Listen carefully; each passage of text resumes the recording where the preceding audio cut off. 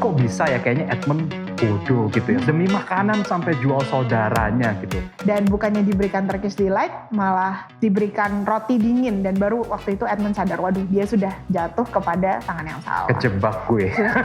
Habis itu gimana dong, gak ada jalan keluar kah? Semacam perdebatan filsafat begitu ya. Tapi intinya sang profesor itu tanya, menurut kamu Lucy itu pembohongkah, orang gilakah, atau mungkin dia menceritakan kebenaran?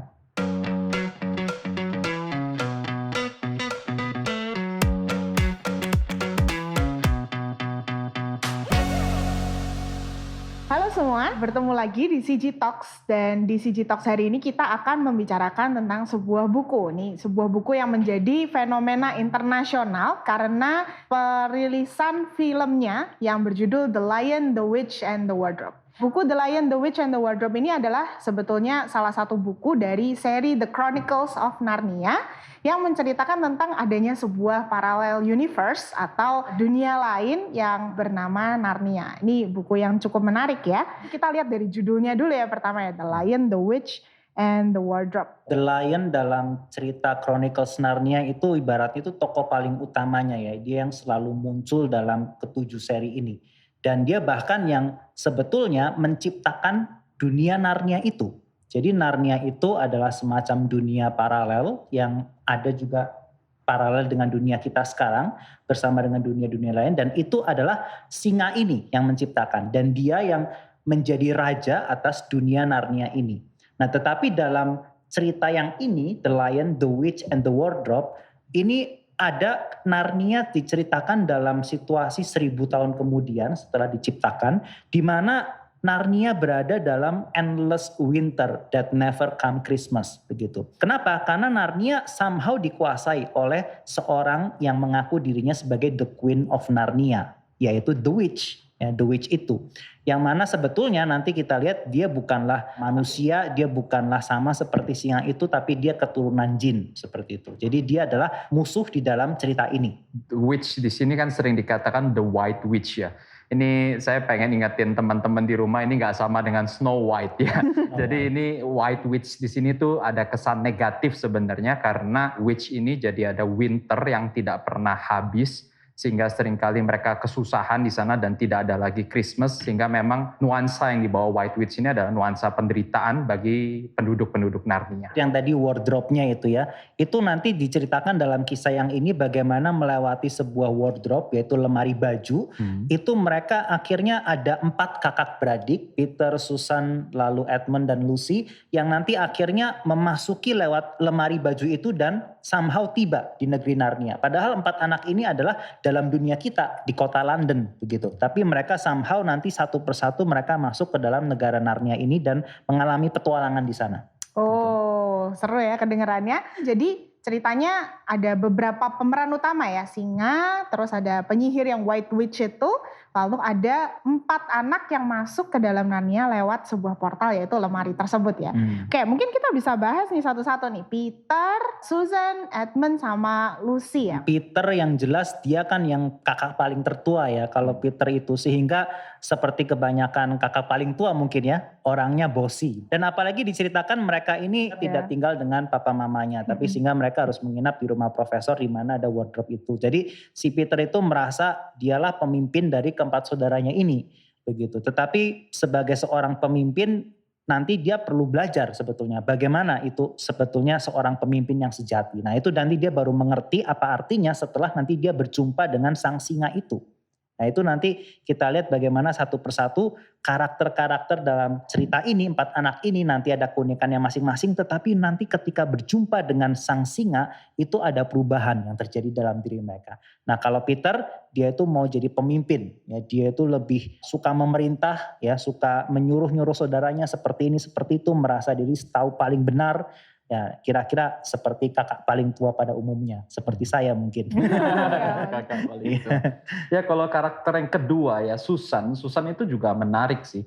Dia itu jadi kan semacam dia yang kedua ya, tapi dia wanita yang tertua. Jadi seolah-olah tuh dia kayaknya pengen jadi sosok pengganti mama gitu ya. Jadi kalau kita lihat nanti di film itu dia juga berapa kali seolah-olah men-challenge Peter ya. Sekali lagi dia kan salah keputusan, dia kan bossy dan sebagainya. Jadi Susan itu seringkali nasehatin ya. Misalkan kalau scene yang saya ingat satu ya, Peter sama Edmund tuh berantem gitu ya. Nah karena berantem biasa karena masalah bosi. Nah nanti setelah akhirnya Edmund pergi, marah, lalu Susan datang gitu. Akhirnya dia tegur Peter, lihat nih apa yang kamu perbuat. Ya jadi semacam gitu, semacam tipikal kakak perempuan yang mau jadi mama juga. Dan kalau kita lihat di filmnya tuh dia nanti juga semacam yang paling telat, paling lambat percaya soal dunia Narnia, soal singa gitu. Memang karakter Susan ini nggak terlalu sampai kayak gimana sih. Cuma dia juga nanti mengalami perubahan yang sangat lumayan cukup drastis ketika dia nanti bertemu dengan sang singa juga sama. Kalau aku yang paling berkesan dari tokoh ini tuh Lucy ya, karena mungkin karena aku juga guru yang hubungan sama anak-anak kecil, jadi Lucy tuh seolah-olah betul-betul menunjukkan childlike faith itu kayak apa sih gitu. Sebagai yang pertama percaya, ada Narnia sebagai yang pertama. Dengan ketulusan hatinya itu dia bisa mengubah atau bahkan waktu dia bertemu sama si Tumnus yang Fawn ya. Fawn ya. Yang sebetulnya niatnya jahat sama Lucy, tapi entah bagaimana dia bisa percaya, memaafkan, bahkan merangkul si Mr. Tumnus ini ya, bahkan ikut sedih waktu dia pergi gitu. Tapi kalau saya lihat Lucy itu agak naif ya. Iya, kayaknya maksudnya kecil, iya kan? mau dibodohin tapi kayak nggak itu juga. Aduh ini anak ampun Innocent. Ya innocent. Tapi dia makanya mungkin waktu ketemu Aslan juga dia berubahnya, dia tidak hanya innocent tapi juga belajar ya untuk wise. Gimana caranya untuk bisa melihat kepada sekitarnya aja, tidak hanya oh ya innocent tulus, yang penting akunya jujur, yang penting akunya benar. Jadi menarik. Nah ini kontras banget ya sama yang tokoh terakhir ya kayaknya ya, si Lucy ini ya. Kalau Lucy itu karena innocence-nya bikin orang lain itu pengen jadi baik ya, pengen berubah jadi orang baik. Kita kalau ngelihat si Edmund gitu, anak yang ketiga, kita malah kayaknya pengen sebel-sebel banget gitu. Ya karena memang ini tokoh yang diceritakan di dalam kisah yang ini, Edmund, bagaimana dia adalah seorang dari 4 bersaudara ini yang paling parah begitu, yang digambarkan sebagai seorang pengkhianat. Dia orang yang suka ngebully, ya dia ngebully si Lucy, adiknya yang innocent begitu. Lalu dia memfitnah si Lucy dan akhirnya bahkan dia berusaha mengkhianati ketiga saudaranya dan bahkan mengkhianati Aslan begitu. Jadi ini tokoh yang kita paling sebel waktu kita melihat atau nonton film atau baca kisah ini. Tapi mungkin sebetulnya tokoh ini yang paling menggambarkan kita. Karena ini tokoh yang nanti akhirnya mengalami perubahan paling besar di dalam petualangan ini. Di mana pertamanya dia ketika berjumpa dengan White Witch, ya dia menjadi seorang anak yang gampang terpikat begitu. Dan dia akhirnya betul-betul terpikat oleh yang namanya Turkish Delight. Turkish Delight ini apa sih sebenarnya modelnya? Saya sih cuma kalau lihat filmnya itu efeknya lumayan keren gitu ya. Maksudnya White Witch-nya itu tuangin satu drop something gitu. Terus sebenarnya muncul jadi kayak tempatnya bersinar-sinar. Wow, itu kalau bagi saya lihat secara mata aja menarik, apalagi Edmund yang makan kali ya. Kalau saya sih Turkish Delight pernah nyobain, rasanya terlalu manis gitu ya, kenyal-kenyal. Tapi kalau dikasih babi panggang lain. Mungkin karena manis ya, anak kecil itu kan biasa suka yang manis-manis ya. Nah, apalagi mungkin untuk Pak Ivan ini Porkish Delight lebih cocok dibanding Turkish Delight. Lain, godaannya lain. Godaannya. Tapi untuk Edmund ini hal yang seperti hanya manisan yang bahkan mungkin ini Kak Ivan gak suka ya kan, Kak William gak tahu gitu, ini bisa menarik sekali buat dia sampai dia mau mengkhianati saudaranya ya berarti ya. Iya, saya rasa itu gambaran temptation, dosa gitu. Bagaimana dosa itu begitu dikemas dengan begitu menggiurkan ya sampai si Edmund itu bisa lupa segala-galanya. Ya kita seringkali pikir ya gak apa-apa lah, ini kayaknya gak terlalu berbahaya gitu ya. Apa sih artinya makanan sedikit, apa sih artinya dengerin stranger yang kayak, padahal itu The White Witch waktu ketemu Edmund pertama kali kalau di bukunya si White Witch itu mau bunuh si Edmund begitu. Tapi begitu ditawarin Turkish Delight langsung lupa semuanya. Dikatakan waktu pertama Edmund itu takut diculik. Naik keretanya White Witch takut diculik. Tapi begitu dikasih Turkish Delight, dia malah minta pengen diajak tuh White Witch-nya pergi ke istananya. Bayangkan itu dosa seringkali bisa membuat kita ketagihan sampai seperti itu. Dan bukan hanya ketagihan ya, kalau kita lihat ya setelah dia ketagihan pun akhirnya dia rela jual saudaranya. Saya pikir ini satu poin yang lumayan Ya mungkin dia udah saking terpikatnya sampai dia akhirnya mendingan saya dapat sesuatu yang manis, lalu dia diiming-imingi juga sama White Witch, katanya dia nanti jadi raja, lalu dia ingat katanya Peter pokoknya yang dia benci bisa jadi pelayannya, wah ya udahlah semuanya dia dapat. Tapi kalau saya pikir ya, saya coba kaitkan ini dengan pengalaman saya gitu ya. Kok bisa ya kayaknya Edmund bodoh gitu ya, sorry bodoh demi makanan sampai jual saudaranya gitu. Tapi saya mau ceritakan nih satu kisah nyata gitu waktu saya masih kecil sendiri.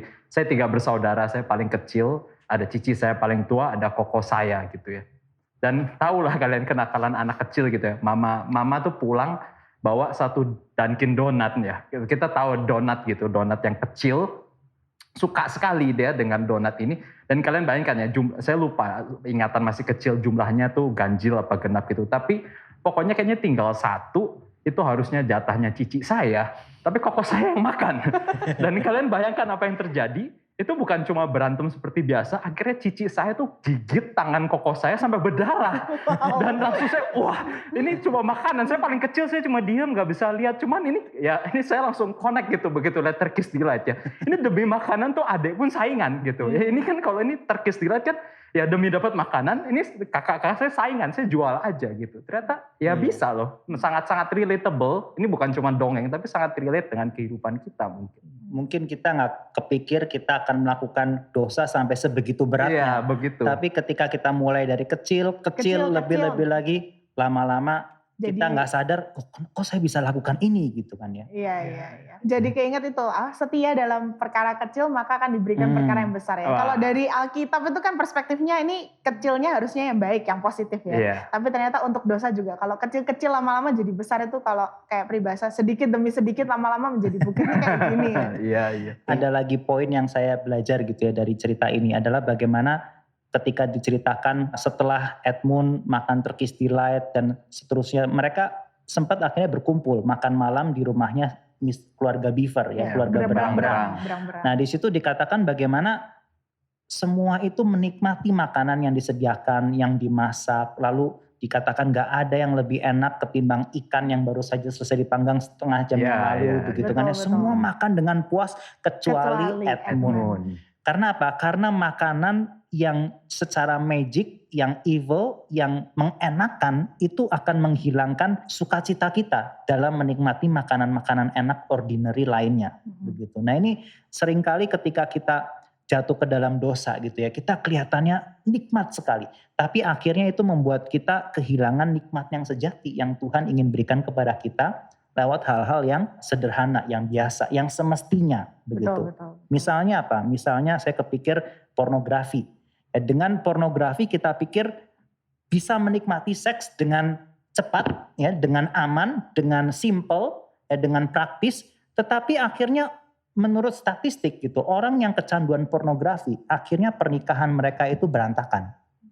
Mereka tidak lagi bisa menemukan kenikmatan seks di dalam yang namanya pernikahan, yang padahal disiapkan dengan Tuhan, yang kalau orang mengerti apa itu artinya hubungan seks, apa itu artinya pernikahan, maka kenikmatan dan sukacita kebahagiaan terindah yang kita bisa nikmati dari hubungan seksual, yaitu adalah di dalam pernikahan. Tapi orang yang sudah kecanduan pornografi, itu mereka sulit sekali untuk menikmati keindahan dalam pernikahan. Nah, itu mungkin salah satu hal lagi dalam cerita ini. Iya, kalau kita lihat juga kalau dibandingin ya, memang kan saya sambil nonton, saya sambil baca buku ya, tapi nuansa di buku memang kerasa banget, mereka semua enjoy, tapi tiba-tiba di dalam alur ceritanya itu Edmund hilang. Jadi saya benar-benar gak sadar gitu ya, maksudnya tiba-tiba mereka, loh mana Edmund, kok gak ada, padahal mereka lagi seneng-seneng gitu ya. lagi happy, Berang-Berang lagi happy, Lucy-nya happy, tiba-tiba mana Edmundnya gitu. Dan mereka lagi cerita tentang Arslan. Nah, makanya bisa tiba-tiba Edmundnya hilang dan gak tahu kemana, ya habis itu akhirnya ya mau gak mau mereka mesti mulai cari deh ya. Ya, yang menarik ya di buku itu bagaimana diceritakan bahwa Edmund itu mulai hilang saat mereka mulai bercerita tentang Arslan. Dan bagaimana Arslan itu waktu namanya diucapkan oleh si Berang-Berang itu memberikan sebuah sensasi unik bagi setiap pendengarnya ya. Untuk Peter jadi lebih berani, untuk Susan jadi apa ya waktu itu? Susan katanya merasakan delicious smell seperti mendengarkan musik yang indah. Ya, Musik yang mendengarkan indah. musik yang indah. Kalau Lucy itu seperti menemukan musim semi ya kan, di Iya, tengah-tengah iya, musim iya. dingin dan Permulaan parah gitu. musim panas. Permulaan Musim- musim Permulaan panas. musim libur. Permulaan musim libur. Sementara untuk Edmund itu sesuatu yang dia nggak mau dengar. Misterius horror. Misterius horror, ya kan? Mereka Karena rasakan. dan ini menarik sekali gitu. Bagaimana sebuah nama yang didengarkan dari anak-anak yang memiliki hati yang tulus ya. Ini kalau diceritain ya, mereka belum bertemu White Witch, belum kena temptation-nya. Nama ini tuh bisa menjadi sesuatu yang menyegarkan, yang memberikan kekuatan. Tapi buat Edmund yang sudah kena temptation-nya White Witch ini, nama ini jadi horor, jadi serem lah, jadi nggak mau gitu. Dan dia malah jadi pergi dan mencari White Witch itu untuk minta rewardnya dia, Turkish Delight lagi dan untuk jadi raja. Tapi kita lihat di cerita bahwa itu bukanlah yang terjadi ya. Bahwa Edmund setelah sampai ke istana, dia malah diperlakukan sebagai seorang tawanan. Budak lah semacam kayak Budak begitu ya. tawanan iya. Dan bukannya diberikan Turkish Delight, malah diberikan roti dingin. Dan baru waktu itu Edmund sadar, waduh dia sudah jatuh kepada tangan yang salah. Kejebak gue. Istilahnya deh. Habis itu gimana dong? Gak ada jalan keluar kah? Singkat cerita, Mulai shift. Aslan, by the way Aslan itu adalah the lion itu tadi. Singa. Singa yang harusnya menjadi raja sejatinya Narnia. Bagaimana Aslan akhirnya menyelamatkan Edmund dari tangan si penyihir itu. Nah, tapi yang ironis adalah ketika Aslan sudah menyelamatkan Edmund dan Edmund kembali berkumpul bersama dengan saudara-saudaranya dan Edmund di situ mulai bertobat, ya sadar akan kesalahannya, ya Edmund berjumpa dengan Aslan dan akhirnya ada perubahan sesuatu dalam dirinya dan akhirnya mereka berkumpul begitu menjadi 4 saudara lagi. Nah, itu sebetulnya dalam cerita ini juga ada nubuatan kan ya. Nubuatan bagaimana ketika 2 anak Adam dan 2 anak Hawa, yaitu 2 anak laki, 2 anak perempuan sampai kepada Narnia dan bertahta di istana yang namanya Cair Paravel, maka semuanya akan menjadi damai lagi. Ya, Narnia akan pulih kembali, bebas dari winter yang tidak berkesudahan ini. Dan penyihirnya akan musnah ya. Dan penyihirnya akan dikalahkan. Itu nubuatan yang diberitakan. Tapi yang ironinya adalah ketika Edmund berkhianat dan kemudian ditangkap oleh White Witch, memang diselamatkan oleh Aslan. Nah, tapi esok harinya White Witch itu datang ke perkemahan Aslan dan di mana anak-anak itu berada dan The White Witch itu menuntut darah Edmund begitu. Karena The White Witch mengatakan, kamu ingat gak ada deep magic di dalam negeri Narnia ini. Deep magic yang ditetapkan oleh bapakmu sendiri, sang emperor begitu. Bapaknya Aslan. Di mana Aslan sendiri tidak bisa memungkirinya. Nah, deep magic itu apa? Bahwa setiap traitor, setiap pengkhianat itu berhak untuk diklaim oleh The White Witch dan boleh diapakan saja oleh The White Witch itu. Dan White Witch bilang, aku mau bunuh Edmund. Kamu harus kasih Edmund. Kalau enggak berarti kamu melanggar deep magic itu. Deep magic ini kayak sebuah aturan ya. Ya, sebuah hukum, sebuah aturan yang berlaku di Narnia. Menarik sih waktu si White Witch itu mau claim deep magic itu si Aslan juga bilang ya, kamu nggak usah ngomong soal itu, waktu deep magic itu dibikin tuh saya juga di sana gitu ya. Jadi kita lihat timelinenya yang pas penciptaan kali itu deep magic itu juga mungkin dibicarakan gitu ya. Tapi ternyata ya akhirnya karena memang dia sudah kena deep magic, menariknya setelah itu scene-nya itu Aslan tuh nggak mau terlalu ngomong banyak ya. Dia cuma ajak, udah White Witch sini kamu sama saya, kita mesti ngomong 4 mata istilahnya gitu. Dia ngobrol masuk di dalam tenda. Yang ini kalau dari filmnya ya. Ini kalau dari filmnya ya, ini kalau dari film. Jadi karena bagian ini saya kebanyakan nonton film di sini. Jadi dia semacam nggak tahu ngomongnya apa dalam film dan akhirnya keluar dan tiba-tiba sorakan deh. Oke, White Witch nggak jadi klaim. Weh, semuanya langsung perayaan kemenangan dan sebagainya. Tapi ya kita tahu itu penyelesaiannya belum ada yang tahu. Mereka semua merasa happy dan sebagainya. Tapi dia sekali lagi ceritanya di sini masih agak menggantung. Ya, plot twist. Kak Ivan, gimana plot twist? Nah, ini mungkin yang nonton udah tahu ya, tapi yang belum nonton atau belum baca. Jadi di sini adalah satu gambaran ikonik gitu ya, yang saya rasa bikin Narnia ini menjadi sangat terkenal dan khususnya bagaimana ini orang bisa mengatakan wah di sini kita terkait sekali sama cerita-cerita Alkitab begitu ya. Yaitu bagaimana akhirnya caranya Aslan menyelamatkan Edmund adalah Aslan itu membuat perjanjian dengan The White Witch bahwa Edmund akan dibebaskan selama The White Witch itu bisa akhirnya membunuh si Aslan. Maka di situ Aslan digambarkan berjalan ya dengan hati yang penuh gundah gulana, bahkan digambarkan yaitu kesepian begitu ya. Saya nggak ingat kalau di filmnya, tapi di buku ada dibilang dia tuh merasa sangat kesepian ya. Lonely. Iya, pengen ditemenin sama Susan sama Lucy gitu. Sampai akhirnya dia menuju ke Stone Table ya, tempat penyembelihan itu, di mana ketika akhirnya dia sudah semakin mendekati Stone Table, maka dia dikelilingi oleh pasukan-pasukan The White Witch. Dan The White Witch malah perintahkan, sudah cukur saja rambutnya. Begitu ya. Jadi singa yang begitu gagah, yang rambutnya itu begitu gagah, dicukur jadi kelihatan seperti kucing yang kurus. Kucing Gitu. besar aja ya, Iya, kucing Iya, besar hanya yang kurus. kelihatan sama sekali nggak gagah gitu, kelihatan sangat hina. Ini ibaratnya mungkin seperti Yesus kan, yang bergumul di Taman Getsemani, merasa kesepian, lalu dia akhirnya berjalan menuju Kalvari dan dia harus dicaci maki di sana, dia bahkan jubahnya ditanggalkan, sampai akhirnya Aslan itu mati, ya, mati di tangan The White Witch. Dan ketika itu terjadi, ya Susan dan Lucy tentu saja merasa sangat sedih begitu, merasa sangat sedih. Dan akhirnya mereka bagaimana menemani ya Jadi tubuhnya. mereka pergi ke Stone Table, mereka menangisi Aslan ya, menangisi sama. berada bersama mereka semalam-malaman. Mereka mencoba untuk jadikan Aslan ditali ya, untuk membersihkan semua tali-tali Talinya tersebut. Tapi ya waktu pagi mereka sadar mereka harus balik. Ternyata waktu balik mereka baru balik badan, baru jalan, dan ternyata Aslannya hidup lagi. Oh, mereka jadi semalam-malaman bersama dengan mayatnya Aslan. Iya, Betul. mereka semalam-malaman Iya. bersama dengan mayat. Ya, karena saya ingat juga baca gimana ketika bangun, mereka kaget gitu, mayatnya Aslan sudah nggak ada. Dan di bukunya itu dibilang mereka itu panik gitu ya, bahkan aduh cilaka, ini apa lagi yang mereka lakukan, Aslan sudah mati, mereka mau ngapain lagi. Maksudnya mereka pikir si The White Witch itu mencuri mayatnya Aslan begitu. Wah, Ini kan tipikal mirip sekali. seperti itu kan, para wanita, lagi-lagi ini juga para wanita yang menemani Yesus disalib, kemudian di hari kebangkitan hanya ada para wanita yang pertama melihat, kenapa mayat Yesus diculik gitu. Padahal Aslan sudah bangkit di situ. Nah, ini gambaran yang bikin harusnya setiap kita yang familiar dengan cerita Alkitab gitu ya, ngelihat wah ini ceritanya ini sangat terkait sekali dengan firman Tuhan gitu ya. Meskipun C.S. Lewis waktu menulis Narnia ini dia nggak bermaksud untuk mengalegorikan setiap hal dengan Alkitab begitu, tetapi itu seperti mengalir gitu dari dia. Ini mungkin kalau kita lihat cerita ini ya, bagian-bagian ini jadi seperti merasa kalau misalnya kayak apa ya, wah ini seperti yang sudah saya tahu di cerita Alkitab. Mungkin kalau orang yang belum pernah baca Alkitab, mereka akan hanya lihat cerita ini sebagai, wah ini menarik ya, ada penggantian. Seharusnya yang mati Edmund, terus si singa ini kok baik banget, dia mau gantiin, mau mati buat si Edmundnya. Dan karena kebaikannya itu coba dia lihat, akhirnya dia nggak mati terus, tapi bisa bangkit gitu. Karena sebenarnya kan singanya ini nggak salah ya kan. Tapi kalau kita yang tahu cerita Alkitab, kita langsung mikirnya beda. Kita langsung mikirnya, wah ini kok mirip ya, kayak tadi Kak Ivan ceritain ya, mirip sama cerita Yesus, bagaimana kita ini seperti Edmund ya, kalau tadi kita bahas-bahas dari tokohnya, kita ini seperti Edmund yang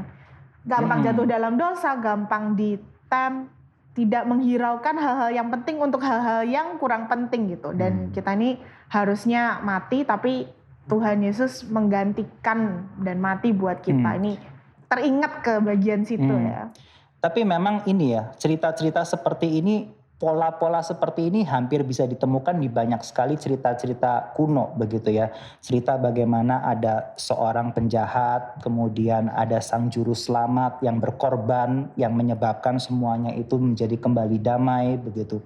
Dan itu cerita-cerita yang menggerakkan hati kita gitu, yang mengharukan hati kita. Karena saya rasa ini yang jadi kerinduan setiap kita, bahwa dalam hidup kita ini kita melihat ada something wrong gitu dalam dunia ini, bahkan dalam diri kita, dan kita perlu ada juru selamat itu. Nah, maka orang yang gak familiar dengan Alkitab pun saya percaya nonton cerita ini pasti juga mendapat berkat gitu ya, tergerak juga begitu.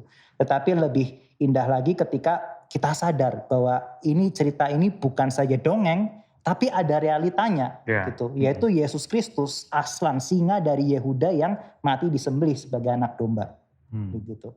Yang bukan saja mati tapi juga bangkit gitu. Nah, ini mungkin saya juga pengen kaitin sama, ini balik lagi ke cerita di awal, dimana ketika si Lucy pertama kali menemukan dunia Narnia lewat lemari pakaian itu, dan dia bercerita kepada 3 saudara yang lainnya, mereka nggak percaya.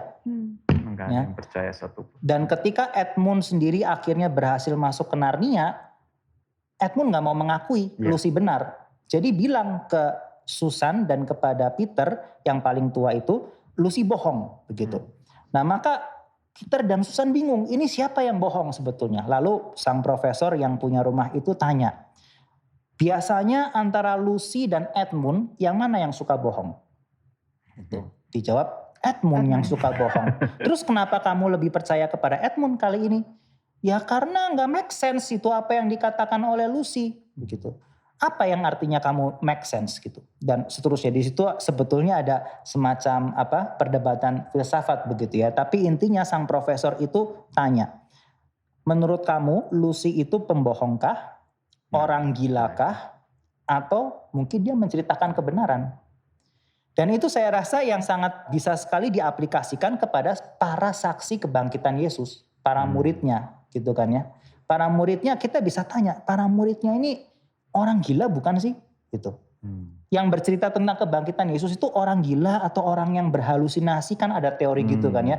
Teori berhalusinasi. Terlalu sedih jadi lihat bayang-bayang Kristus karena dia terlalu ya depresi gitu-gitu. Iya, karena para murid depresi, lalu ya seperti kita baru kehilangan orang yang kita kasih, mungkin kita melihat orang yang kita kasih itu begitu kan ya.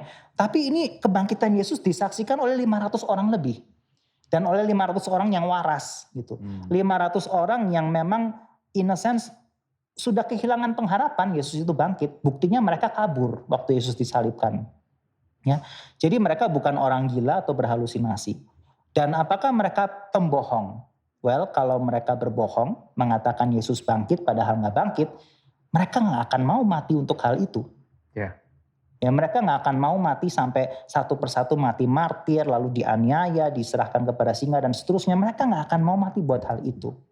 Jadi apa kemungkinannya? Mungkin mereka adalah telling the truth, begitu. Dan ini yang membuat kita, sebetulnya membuat saya pribadi merasa satu hal yang paling membuat iman Kristen itu masuk akal atau bisa diterima secara sejarah, fakta sejarah adalah kebangkitan Yesus. Sangat susah untuk menolak fakta sejarah kebangkitan Yesus. Kira-kira gitu. Ya dengan segala bukti-bukti yang ada, kalau misalkan dikatakan ada yang katakan Tuhan Yesus gak benar-benar mati. Tapi secara medis kita tahu bahwa dia sudah dicambuk, dia sudah ditusuk lambungnya, itu jelas mengatakan dia sudah mati, kubur kosong. Dan segala-segala bukti yang kita bisa nyatakan bahwa memang ya kebangkitan Tuhan Yesus itu benar-benar fakta sejarah. Sekali lagi, maksudnya ini sudah pernah dicoba dibuktikan, baik itu dari sisi medisnya, baik itu dari sisi arkeolog, mereka coba buktikan kuburnya kosong dan sebagainya, ya memang menyatakan bahwa Tuhan Yesus bangkit. Jadi sekali lagi kalau kita balikan lagi di dalam 3 pilihan yang Louis masukkan, yang menarik ya, orang gila, pembohong, apa kebenaran? Ya harusnya secara lumrah itu kita akan mengatakan bahwa mungkin ya itu adalah kebenaran yang nggak bisa ditolak juga. Wah, ini pembicaraan yang sangat menarik ya. Dari Narnia kita bisa memikirkan tentang hal-hal ini, apalagi berhubungan dengan Jumat Agung dan Paskah yang kita akan peringati sebentar lagi ya. Film maupun buku Narnia ini kita bisa dapat satu hal gitu ya. Terutama Aslan itu dikenal sebagai singa yang baik, tetapi ada istilah, terutama kalau kalian nanti nonton bagian akhirnya, dia itu wild ya, wild lion. Dia itu bukan tame lion. Ya di sini kalau kita lihat ya, jadi memang kalau bagian scene terakhir itu di mana mereka 4 saudara ini sudah jadi raja, mereka akhirnya sudah memimpin, semua rakyat sudah bahagia. Aslan itu pergi. Aslan itu pergi meninggalkan kita, lalu ada pembicaraan Lucy, lalu dikatakan ya dia wild lion. Nah ini kalau misalkan kita kaitkan di sini, kita belajar tentang Allah gitu ya. Allah itu juga bukan Allah yang bisa ditame. Maksudnya tuh Allah itu bukan Allah yang bisa kita perlakukan sebagai hamba. Sorry kalau misalkan saya boleh katakan ini. Maksudnya tuh kita perlu apa, kita cari Tuhan, lalu Tuhannya kita atur-atur, atau kita pokoknya ya kalau kita butuh kita cari Tuhan, kita nggak butuh kita tinggalkan Tuhan. Ya ini kan kita sekali lagi itu kan istilahnya seolah-olah Tuhan yang menurut versi kita maunya dia kayak gimana. Tapi dari film ini dia mau katakan gitu loh bahwa Tuhan itu ada wild itu mungkin nggak kurang cocok ya, tapi kalau kita ngerti di dalam itu dia ada kedaulatannya. Dia ada sovereignty-nya. Kita nggak bisa mengontrol Tuhan. Justru kita sebagai dipanggil jadi anak-anak Allah, kita yang mentaati kehendak Tuhan, bukan kita yang mengontrol Tuhan gitu ya. Jadi kalau aku lihat di sini ya, di mana dia disuruh buat kita belajar tentang Tuhan, bahwa Tuhan bukan yang bisa kita kontrol, tapi kita sekali lagi harusnya kita mengikuti kehendak Tuhan. Ada satu bagian di dalam buku Narnia itu dijelaskan, ketika keempat anak itu berjumpa dengan Aslan, mereka itu kaget. Kenapa? Karena orang-orang yang bukan berasal dari Narnia dikatakan mereka itu nggak pernah kepikiran ada satu hal yang sama yang pada saat yang sama itu bisa mengerikan, terrible, tapi juga pada saat yang sama good, ya, mengerikan tapi juga baik pada saat yang bersamaan. Nah, Aslan digambarkan seperti itu. Aslan digambarkan ketika kita melihat dia, kita itu pengennya tertunduk gitu ya, muka kita pengennya tuh nggak berani ngelihat dia begitu, tapi entah kenapa tetap pengen ketemu dengan dia. Nah, kenapa? Karena di sini adalah gambaran Allah yang di satu sisi itu adil, Allah yang harus menghukum dosa, Allah yang murka terhadap dosa. Ketika dia berhadapan dengan The White Witch misalnya, Aslan sempat meraung begitu ya, dengan raungan singanya yang begitu gagah, mengerikan, yang membuat orang-orang di situ gemetar. Tetapi pada saat yang sama dia juga adalah singa yang baik. Kenapa baik? Ya karena pada akhirnya dia mati bagi Edmund sang traitor itu. Nah, ini gambaran Tuhan kita, Tuhan yang di satu sisi Tuhan yang menghukum orang yang berdosa, Tuhan yang bahkan mendisiplin kita ketika kita berdosa. Tetapi it's okay. Kita bisa tetap percaya kepada dia. Kenapa? Karena dia baik, dia mengasihi kita, dan buktinya adalah di Jumat Agung dan Paskah ini kita mengingat dia mati dan bangkit bagi kita. Itu mungkin yang saya rasa kita bisa pelajari. Salah satu scene yang paling berkesan ya di The Lion, the Witch, and the Wardrobe ini terakhir. Di buku ataupun di film ada cerita coronation, yaitu pelantikan keempat anak ini menjadi raja dan ratu dari negara-negara bagian di Narnia. Dan ya mungkin karena tadi Kak Ivan juga sharing tentang bagaimana wanita-wanita seperti Lucy dan Susan itu wanita-wanita bersaksi, atau bagaimana kita juga harus hidup gitu. Jadi mengingatkan saya, kita ini juga wakil Tuhan. Kita juga sudah di-coronate ketika kita percaya kepada Tuhan Yesus sebagai Tuhan dan Juru Selamat untuk jadi wakil Allah gitu. Kalau keempat anak ini, Peter, Susan, Edmund, sama Lucy jadi wakil Aslan di Narnia, kita ini jadi wakil Tuhan di dunia. Maka bagaimana kita harusnya hidup bersaksi dan bertanggung jawab gitu. Benar-benar menjalankan tugas dengan meminta tuntunan dan hikmat Tuhan tentu saja, tapi juga dengan penuh kesadaran kita ini untuk siapa hidupnya, bersaksinya bagi siapa, bertanggung jawab kepada siapa, gitu sih.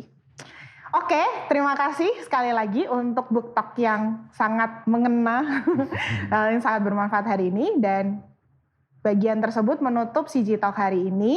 Terima kasih sudah bersama dengan kami dan sampai jumpa di CG Talk berikutnya. Bye!